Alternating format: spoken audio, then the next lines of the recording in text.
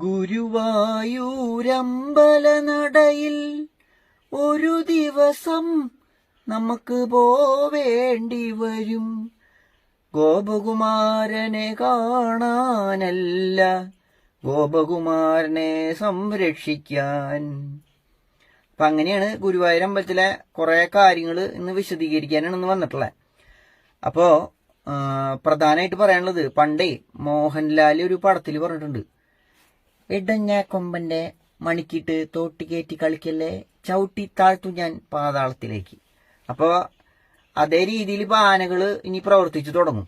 ഗുരുവായൂരമ്പലത്തിന്റെ ആനകളെ പ്രത്യേകിച്ച് പറയുന്നു. എന്താന്ന് വെച്ചാല്, ഈ ആനകൾക്ക് ഇപ്പോ കുറി തൊടാൻ പാടില്ല എന്നൊരു നിയമം അവിടുത്തെ ഭരണസമിതി അംഗങ്ങൾ ചേർന്ന് പാസ്സാക്കിയിട്ടുണ്ട്. അപ്പോൾ ഇനി അടുത്തത് ചിലപ്പോ ഇനി മറ്റേ ഇവിടേക്ക് തൊപ്പിയിടാനും സുന്നത്ത് സാധനം മുറിക്കാനേ, അപ്പൊ അതിനു വേണ്ടിയിട്ടുള്ള തയ്യാറെടുപ്പ് ഇനിയിപ്പോ ആനയ്ക്ക് നടത്തുക. അപ്പൊ അതാ പറയാനുള്ള, ഇടഞ്ഞ കൊമ്പന്റെ മണിക്കിട്ട് തോട്ടി കയറ്റി കളിക്കാൻ നിൽക്കണ്ട, ചവിട്ടി താഴ്ത്തും, പാതാളത്തേക്ക് ചവിട്ടി താഴ്ത്തും. ഈ ആനയ്ക്ക് തിന്നാൻ കിട്ടണം, അതുപോലെ ആനയ്ക്ക് ഇപ്പൊ പൂരം നന്നായിക്കോളണം, വഴിപാട് നന്നായിക്കോളണം എന്നൊന്നും ആനയ്ക്കില്ല എന്ന് എന്റെ അച്ഛൻ പറഞ്ഞു കേട്ടിട്ടുണ്ട്.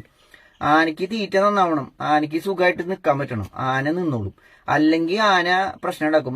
മതപ്പാടില്ലാത്ത സമയത്ത് ആന പ്രശ്നം ഉണ്ടാക്കണതിന് കാരണം എന്താന്ന് വെച്ചാല് ചൂട്, അതിനോടുള്ള ഉപദ്രവങ്ങൾ, ഇതൊക്കെയാണ് ആനയ്ക്ക് പ്രശ്നം ഉണ്ടാക്കാനുള്ള കാരണങ്ങൾ. അപ്പോ ഇതിനൊക്കെ ഒരു പരിഹാരം എന്നുള്ള രീതിയിൽ നമ്മൾക്കോ ചൂട് സഹിക്കാൻ പറ്റാത്ത ഒരു കാലഘട്ടമാണ്. അതായത് ചൂട് നിയന്ത്രിക്കാൻ നമ്മുടെ ബ്രെയിനൊക്കെയാണ്, ഇവിടെയല്ലോ നമ്മുടെ ബ്രെയിൻ ഇരിക്കണേ. അപ്പൊ അതിനൊരു തണവ് കിട്ടാനാണ് നമ്മൾ ഇവിടെ മൂർധാവില് ഈ ചന്ദനം, കളഭം തുടങ്ങിയിട്ടുള്ള സാധനങ്ങളൊക്കെ ലേപനം ചെയ്തിട്ട് നമ്മൾ തണവ് കൊടുക്കുന്നത്. പനിനീരിലൊക്കെ അരച്ചിട്ടാണ് ചന്ദനം തയ്യാറാക്കുക, എന്നിട്ടാണ് അത് തൊടുക. ഇങ്ങനെയുള്ള സ്ഥലങ്ങളിലൊക്കെ പ്രധാനമായിട്ടുള്ള അവയവങ്ങളിലൊക്കെ ഇത് തൊട്ട് കഴിഞ്ഞാൽ അതിൻ്റെതായിട്ടുള്ള കൂളിങ്സ് കിട്ടിക്കഴിഞ്ഞാൽ ഗുണം ഉണ്ടാവും നമുക്ക്. അപ്പൊ അതേപോലെ തന്നെ ഈ ഇവിടെ ഗുരുവായൂർ എന്ന് പറഞ്ഞ ക്ഷേത്രത്തില് ലോഡ് കണക്കിന് ചന്ദനം നേർച്ച കൊടുക്കുന്നുണ്ട് വലിയ വലിയ പ്രമാണിമാര്. അപ്പൊ അങ്ങനെയുള്ള വലിയ വലിയ ബിസിനസ് ഓണേഴ്സൊക്കെ അവർക്ക് വല്ല കാര്യങ്ങളൊക്കെ നടന്നാല്, അല്ലെങ്കിൽ ജയിൽവാസം ഉണ്ടാവുക, രാഷ്ട്രീയ നേതാക്കളൊക്കെ പ്രത്യേകിച്ച് തമിഴ്നാടിന്റെ ഒക്കെ രാഷ്ട്രീയ നേതാക്കൾ പണ്ട് കാലത്തൊക്കെ നേർച്ചകൾ ലോഡ് കണക്കിന് ചന്ദനം കൊടുത്തിട്ടുണ്ട്. അപ്പൊ ആ ചന്ദനം കൊടുക്കുന്നത് പല കാര്യങ്ങൾക്കും നമുക്ക് വഴിപാട് നേർച്ചകൾ വന്നിട്ട് ഇങ്ങനെ കിട്ടുന്ന ചന്ദനമൊക്കെ അത് വിറ്റിട്ട് കൊണ്ടുപോയിട്ട്, അല്ലെങ്കിൽ അത് ചെയ്ത് കൊണ്ടുപോയിട്ട് നേരെ കൊണ്ടുപോയി ബാങ്കിലിടാൻ, ലേലം വിളിച്ച് കൊണ്ടുപോയി ബാങ്കിലിടാനല്ല ഭഗവാൻ അവിടെ ഇരിക്കണേ. ഭഗവാന് വരുന്ന ഭക്തജനങ്ങൾക്ക് ഇങ്ങനെയുള്ള ഔഷധ ഗുണങ്ങളുള്ള സാധനങ്ങൾ പുറത്തേക്ക് കൊടുക്കാൻ വേണ്ടിയിട്ടാണ് ഈ സാധനങ്ങളൊക്കെ ഭഗവാൻ അവിടെ മേടിച്ചു വെക്കണേ. ഭഗവാൻ ബാങ്കിൽ കാശിട്ട് ജീവിക്കുന്ന ഒരാളല്ല. ഇന്ന് നിലവില് ഒരുവിധം ക്ഷേത്രങ്ങൾ, 90% വലിയ ക്ഷേത്രങ്ങൾ പ്രത്യേകിച്ച്, അവിടേക്കൊന്നും നമുക്കൊരു ചാർട്ട് എഴുതി കൊടുക്കാൻ പറ്റില്ല. കാരണം വെച്ചാൽ അവിടെ പോയിട്ട് ഒരു വഴിപാട് ചെയ്തോന്ന് പറഞ്ഞാൽ അവിടെ വഴിപാട് ചെയ്യില്ല. ഒരു പുഷ്പാഞ്ജലി പറഞ്ഞാലും അത് ആ വഴിപാട് അവിടെ നടത്തില്ല, പൈസ വാങ്ങിച്ചു വെക്കല് മാത്രമേ ഉള്ളൂ. ചെറിയ ക്ഷേത്രങ്ങളാണെങ്കിൽ പിന്നെ മറ്റേ എന്താ പറയാ, ഒരു വിധത്തിലുള്ള ഗുണങ്ങളില്ലാത്ത സാധനങ്ങളായിരിക്കും ചെറിയ ക്ഷേത്രങ്ങളിൽ ഉപയോഗിക്കുന്ന പൂജാവസ്തുക്കൾ മുഴുവൻ. അപ്പൊ അങ്ങനെയുള്ള പ്രശ്നങ്ങൾ. അപ്പോ ഈ ഇതിനൊക്കെ പരിഹാരമായിട്ട് ഈ വരുന്ന ചന്ദനമൊക്കെ കുറച്ചൊക്കെ അരച്ചിട്ട്, പന്നീരിലൊക്കെ അരച്ചിട്ട് ലേപനം ചെയ്യാനൊക്കെ ആനകൾക്കെങ്കിലും കുറച്ച് കൊടുക്കുക.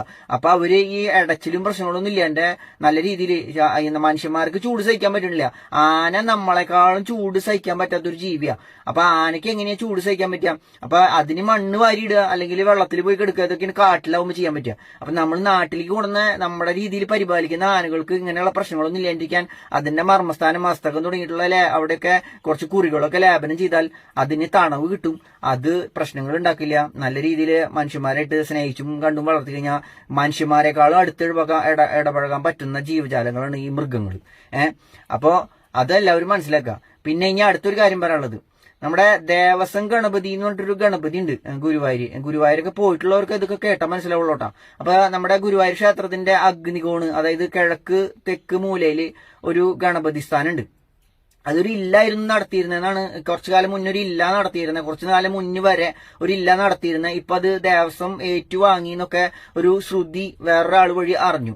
അപ്പൊ അങ്ങനെ ഒരു സംഭവം നടന്നിട്ടുണ്ടെങ്കിൽ അതിന്റെ ചില ദോഷങ്ങൾ പറഞ്ഞു തരാനാണ് അടുത്ത പരിപാടി. അപ്പോ ഈ നമ്മളവിടെ കൊണ്ടിട്ട് എല്ലാവരും നാളികേരം ഉടയ്ക്കും. ഗണപതിക്ക് ഏറ്റവും പ്രധാനം നാളികേരം ഉടയ്ക്കലാണല്ലോ. അപ്പൊ നമ്മുടെ തടസ്സങ്ങൾ തീരാനൊക്കെ നമ്മൾ പ്രാർത്ഥിച്ച് നാളികേരം ഉടയ്ക്കുമ്പോൾ അതിന്റെ ഫലത്തെ പ്രദാനം ചെയ്യണമെങ്കിൽ ആ മൂർത്തി അവിടെ ഉണ്ടായിരിക്കണം. ആ മൂർത്തി അവിടെ ഇല്ലെങ്കിൽ നമ്മൾ ഈ പറഞ്ഞ രീതിയിൽ കാര്യങ്ങൾ അവിടെ ഉടച്ചു കഴിഞ്ഞാൽ അതിന്റെ ഫലം ഉണ്ടാവില്ല. വെറുതെ കൊണ്ടിട്ട് എവിടെയെങ്കിലും നടുറോട്ടിൽ നട്ട പാതിരയ്ക്ക് അല്ലെങ്കിൽ നടുറോട്ടിൽ നട്ടുച്ച വെയിലത്ത് കൊണ്ടിട്ട് നാളികേരം ഉടച്ചാലൊന്നും ഒരു ഫലം ഉണ്ടാവില്ല. ഫലം ഉണ്ടാവണമെങ്കിൽ അവിടെ മൂർത്തി ചൈതന്യം ഉണ്ടായിരിക്കണം. ആ മൂർത്തിക്ക് വേണ്ടതായിട്ടുള്ള രീതിയിലുള്ള പൂജാ വിധാനങ്ങൾ അവിടെ ഒരുക്കിയിരിക്കണം. അതുപോലെ തന്നെ ആ മൂർത്തി ആരുടെ അർഹിക്കുന്ന കൈകളിലായിരിക്കണം. ആ മൂർത്തിയുടെ അച്ഛന്റെ അമ്മയുടെ സ്ഥാനമുള്ള ആൾക്കാരാണ് ഈ തന്ത്രിമാര് അതല്ലെങ്കിൽ പൂജാരിമാര് എന്നൊക്കെ പറയണേ. ഭഗവാനെ ശുചിത്വം ചെയ്യുന്ന ആൾക്കാരുണ്ടല്ലോ, അവരൊക്കെ നല്ല യോഗ്യതയുള്ള ആൾക്കാരാണെങ്കിലേ അതിന്റെ ഫലം ലഭിക്കുള്ളൂ. ഇപ്പൊ 2 മാസം 3 മാസമായിട്ട് അത് മാറ്റി കൊടുത്തിട്ടെന്ന് പറയണേ.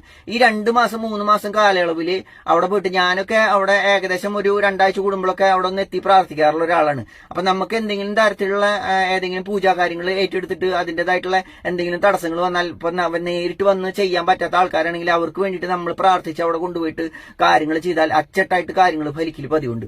അപ്പൊ അങ്ങനെ ഉള്ളൊരു കാര്യം ഇപ്പൊ അവിടെ 2-3 മാസമായിട്ട് കുറച്ച് ട്രബിളിലാണ് നിൽക്കുന്നത്. നമ്മൾ അവിടെ കൊണ്ടുപോയിട്ട് ഒരു കർമ്മം ചെയ്തു കഴിഞ്ഞാൽ അല്ലെങ്കിൽ ഒരു പ്രാർത്ഥന ചെയ്തു കഴിഞ്ഞാൽ അത് ഫലിക്കാത്ത അവസ്ഥ വരിക. അപ്പൊ അത് അങ്ങനെ വരുമ്പോ നമ്മൾ അതിന്റെ കാരണം ഇത്ര കാലമായിട്ട് അറിയണ്ടായിരുന്നില്ല. ഇപ്പോഴാണ് പറഞ്ഞ് ഇങ്ങനെ ഒരു മാറ്റം അതിന്റെ ഉടമസ്ഥനില് ദേവസ്വം അത് ഏറ്റെടുത്തു എന്നുള്ള ഒരു കാര്യം പുറത്തുള്ള ഒരു വ്യക്തി പറഞ്ഞിട്ട് ഞാൻ അറിഞ്ഞു. അപ്പൊ അങ്ങനെ അറിഞ്ഞപ്പോഴാണ് ഇതിന്റെ മൂല കാരണം കണ്ടെത്താനായത്. അപ്പൊ ഇങ്ങനെയൊക്കെയുള്ള കാര്യങ്ങളുണ്ട്, എല്ലാവരും മനസ്സിലാക്കിയോളൂ. ഇനി വേറൊരു കാര്യം കൂടി പറയാനുള്ളത്, ഈ വലിയ പ്രധാനപ്പെട്ട ക്ഷേത്രങ്ങളിലേക്ക് പോകുന്ന വഴികളിൽ മുഴുവൻ നോൺ വെജിറ്റേറിയൻ ഭക്ഷണങ്ങളാണ് പാചകം ചെയ്ത് കൊടുക്കുന്നത്. അപ്പോൾ അതുപോലെയുള്ള കാര്യങ്ങൾ ഇന്റേണൽ ആയിട്ട് പല സ്ഥാപനങ്ങളിലും ഇതുപോലെയുള്ള കാര്യങ്ങളൊക്കെ ചെയ്യുന്നുണ്ട്. അതൊക്കെ പ്രതികൂലമായിട്ട് ബാധിക്കും. ഇപ്പൊ ഇന്ന് വൈകുന്നേരം ഒരു 5 മണി 4 മണി 5 മണി ആയി കഴിഞ്ഞാൽ തുടങ്ങി മറ്റേ ഇറച്ചി കരിക്കില്. ഈ ഇറച്ചി കരിക്കുന്നത് ഏറ്റവും മാരകമായിട്ടുള്ള രോഗങ്ങൾ സൃഷ്ടിക്കാൻ പറ്റുന്ന ഒരു കാര്യമാണ്. ഇറച്ചി കഴിച്ചോളൂ, പക്ഷെ കൊല്ലത്തിലൊരിക്കൽ ഒരിക്കലാണെങ്കിൽ അത് ക്ലിയർ ചെയ്യാനുള്ള ഒരു അവസരം നിങ്ങളുടെ ശരീരത്തിന് കിട്ടും. ഇല്ലെങ്കിൽ അതും നാടൻ ഭക്ഷണങ്ങളായിട്ടുള്ള നമ്മുടെ പണ്ട് കാലത്തൊക്കെ നാടൻ ഭക്ഷണങ്ങൾ, നാടൻ കോഴികൾ, നാടൻ ആടുകളൊക്കെ ഇങ്ങനെയായിരുന്നു. ഇപ്പൊ ഇന്നൊക്കെ ഹോർമോൺ കുത്തിവെച്ച് വരുന്നതാണ്. അതിനൊക്കെ അതിൻ്റെതായിട്ടുള്ള പ്രതികൂലതകൾ വേറെ ഉണ്ട്. അതുകൂടി നിങ്ങളുടെ ശരീരത്തിലേക്ക് കിട്ടുന്നല്ലാണ്ട് ഇത് കഴിച്ചിട്ട് നിങ്ങൾക്ക് ഒരു ശാരീരികമായിട്ടുള്ള ആരോഗ്യപരമായിട്ടുള്ള പുഷ്ടി ഉണ്ടാവുന്നില്ല. ഭക്ഷണം സ്വാദിന് വേണ്ടി കഴിക്കുന്നത് പാപമാണെന്നാണ് സംഹിതകൾ മുഴുവൻ പറഞ്ഞു വെച്ചിട്ടുള്ളത്. അപ്പൊ സ്വാദിന് വേണ്ടിയിട്ട് ആരെങ്കിലും ഭക്ഷണം കഴിക്കുന്നുണ്ടെങ്കിൽ നിർബന്ധമായിട്ട് ഒഴിവാക്കിക്കോളൂ. ഇത്തരം കാര്യങ്ങൾ ഒഴിവാക്കിയാൽ നിങ്ങൾക്ക് മാനസികമായിട്ടും ശാരീരികമായിട്ടും എല്ലാ വിധത്തിലുള്ള ഗുണങ്ങളും നിങ്ങൾക്ക് കിട്ടും. ഇല്ലെങ്കിൽ നിങ്ങൾ പ്രതികൂലമായിട്ടുള്ള അവസ്ഥയിലേക്ക് പോകും. ഈ ഇറച്ചി കരിയുന്ന ഗന്ധം, അതായത് മാംസം കരിയുന്ന ഗന്ധം കേട്ടാൽ നീതിസാരത്തിലൊക്കെ പ്രത്യേകിച്ച് പറഞ്ഞു വെച്ചിട്ടുണ്ട്. നമ്മുടെ വേദസംഹിതകളിലൊക്കെ പ്രത്യേകിച്ച് പറയുന്നുണ്ട്. ഹോമദ്രവ്യങ്ങളായിട്ടുള്ള ഹോമദ്രവ്യങ്ങൾ, നെയ്യ്, തേങ്ങ, എള്ള് തുടങ്ങിയിട്ടുള്ള സാധനങ്ങൾ, ശർക്കര തുടങ്ങിയിട്ടുള്ള സാധനങ്ങളൊക്കെ ഹോമിച്ചിട്ട് അതിൽ നിന്ന് വരുന്ന പുക, അതിൽ നിന്ന് വരുന്ന സുഗന്ധങ്ങൾ നമ്മൾ ഉൾക്കൊള്ളാൻ സാധിക്കുകയാണെങ്കിൽ നമ്മുടെ ദിവസം പ്രതി നമ്മുടെ ആയുസ് വർദ്ധിക്കും എന്ന് പറയുന്നത്. അതുപോലെ തന്നെ വൈകുന്നേരം പാല് ഭക്ഷണം കഴിക്കുക, പാല് കുടിക്കുക. നല്ല പാല് വേണം കേട്ടോ. പാക്കറ്റ് പാല് മേടിച്ചിട്ട് കുടിച്ചിട്ട് ഒരു കാര്യമില്ല. നാടൻ പശുവിന്റെ, തനി നാടൻ പശുവിന്റെ, വെച്ചൂര് അതുപോലെ കാസർഗോഡ് കുളം, എന്നൊന്നും അതിനെ വളർത്താനും പരിപാലിക്കാനും കൂടിയിട്ട് ഒരാൾക്ക് നേരം ഉണ്ടാവില്ല. വെറുതെ കൊടുക്കാന്ന് പറഞ്ഞാലും അതിന്റെ പാലിന് ഒരാളുണ്ടാവില്ല. 100-150 രൂപയൊക്കെയാണ് പാലിന് വില. അപ്പൊ അത് കൊടുക്കാന്ന് പറഞ്ഞാൽ, വെറുതെ കൊടുക്കാന്ന് പറഞ്ഞാലും അതിന്റെ പാലിന് ആളുണ്ടാവില്ല. പാക്കറ്റിൽ നിന്ന് എളുപ്പം കഴിഞ്ഞല്ലോ, കേടാവൂല.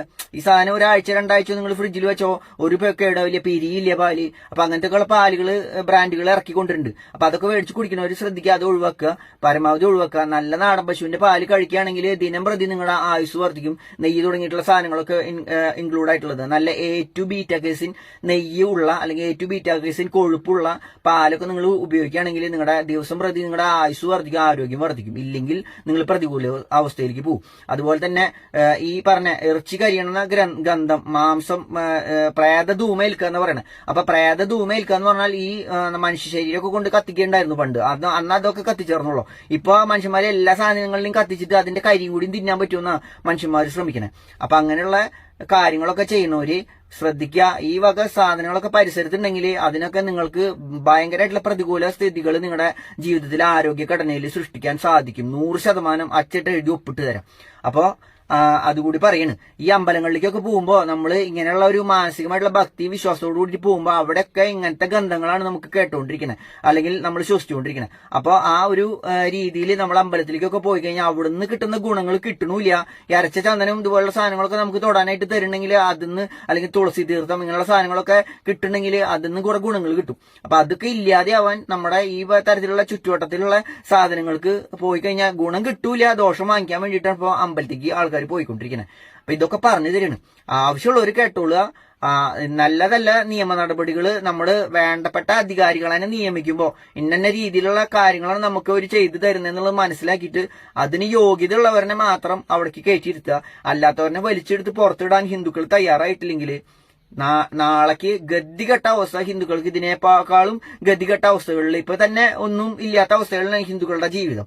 അപ്പോ ഇനി നാളേക്ക് ഇതിനേക്കാളും ഇല്ലാത്ത അവസ്ഥയിലേക്ക് പോകാനുള്ള കാരണങ്ങളായിട്ട് നിങ്ങൾ തന്നെ നിങ്ങളെ കെട്ടാനുള്ള കയറ് നിങ്ങളായിട്ട് തന്നെ പിരിഞ്ഞ് മടഞ്ഞെടുത്ത് റെഡിയാക്കിക്കൊണ്ടിരിക്കുകയാണ് എന്നുള്ളതാണ് എനിക്ക് പറഞ്ഞു തരാനുള്ളത്. അപ്പോൾ എല്ലാവർക്കും നന്ദി, നമസ്കാരം. ഇന്ന് ചിങ്ങ മാസം 1-ാം തീയതി ഇങ്ങനെ ഒരു പ്രതികരണം നടത്തേണ്ടി വന്നതിൽ എന്നെ ഖേദിക്കുന്നു. കാരണം വെച്ചാൽ പറഞ്ഞാൽ കേൾക്കാൻ ആളുണ്ടാവില്ല, പറഞ്ഞാൽ കുറ്റം വല്ല തെറികൾ നമ്മൾ ഈ യൂട്യൂബിലൊക്കെ നമ്മൾ കമന്റ് ഒക്കെ വായിക്കുമ്പോൾ അത് കേൾക്കേണ്ടിയും വരും. അതുപോലെ തന്നെ ഒരു ഗുണമില്ലാത്ത വെള്ളത്തിൽ പിന്നെയും വരയ്ക്കാം, അത് പിന്നെ ഒരിത്തിരി ആരെങ്കിലും നിൽക്കും. അത്രയും പോലും ഹിന്ദുക്കളോടൊരു കാര്യം പറഞ്ഞു കൊടുത്തിട്ട് യാതൊരു കാര്യമില്ലാത്ത അവസ്ഥയിലേക്കാണ് ഇപ്പൊ പോയിക്കൊണ്ടിരിക്കണേ. അപ്പോൾ നന്ദി, നമസ്കാരം.